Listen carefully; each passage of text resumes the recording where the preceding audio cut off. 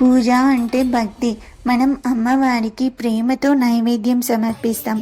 కానీ పురాణాలు, ఆగమ శాస్త్రాల ప్రకారం ప్రత్యేకంగా చెప్పబడిన కొన్ని నైవేద్యాలు దేవుడికి వేయకూడదు.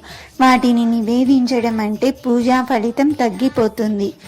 అంతేకాదు, కర్మ ఫలితాలపై కూడా ప్రభావం చూపించవచ్చు. ఇప్పుడు అవి ఏవేమో తెలుసుకుందాం. ఉల్లిపాయ, వెల్లుల్లి ఇవి తామసిక ఆహారంలోకి వస్తాయి. శుద్ధ సాత్విక దేవతల పూజలు ఇవి నిషిద్ధం.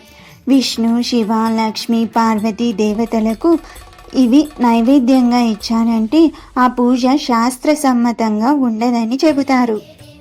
పాడైపోయిన పండ్లు, ముదురు పదార్థాలు ఆయుర్వేదములోనూ పూర్వకాల గ్రంథాలలోనూ పెరిగిపోయిన, ముదురైన, చెక్కగట్టిన పండ్లను దేవుడికి సమర్పించకూడదని చెప్పబడింది. ఇది అసంపూర్ణ శ్రద్ధకి సంకేతమని భావిస్తారు. ఉడికించని పాలతో చేసిన ప్రసాదాలు.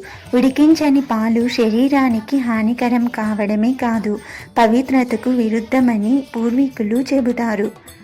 దేవతల నైవేద్యంలో ఉండే పాల పదార్థాలన్నీ నిజంగా శుద్ధంగా ఉండాలంటే ముందుగా బాగా మరిగించి ఉండాలి. మనం ముందే తిన్నా లేదా మరిగిపోయిన ఆహారం నైవేద్యం అంటే మొదటిగా దేవుడికి సమర్పించాలి. మనమే ముందు రుచి చూసిన ఆహారం నైవేద్యంగా పెట్టడం శాస్త్ర విరుద్ధం.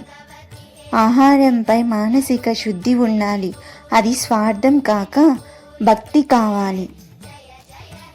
అత్యంత మసాలా పదార్థాలు, డీప్ ఫ్రై వంటలు ఇవి కూడా రాజసిక తామసిక లక్షణాలతో ఉంటాయి. దేవతలకు సాత్విక తేలికపాటి పదార్థాలు పెట్టాలి. ఎలాంటివంటే పులిహోర, చక్కెర పొంగలి, పాయసం వంటి వంటలే ఇష్టమని పెద్దలు చెబుతారు. మన భక్తి పట్ల మనం చూపే శ్రద్ధే నైవేద్యం రూపంలో ప్రతిఫలిస్తుంది. అందుకే ఏ పదార్థాన్ని మనం దేవునికి సమర్పిస్తున్నామో అది శాస్త్ర సాంప్రదాయపరంగా సరైందేనా అని తెలుసుకోవడం అవసరం. మీరు కూడా ఇలాంటి చిన్న విషయాలు పాటిస్తే మీ పూజలు పూర్తిగా ఫలిస్తాయి.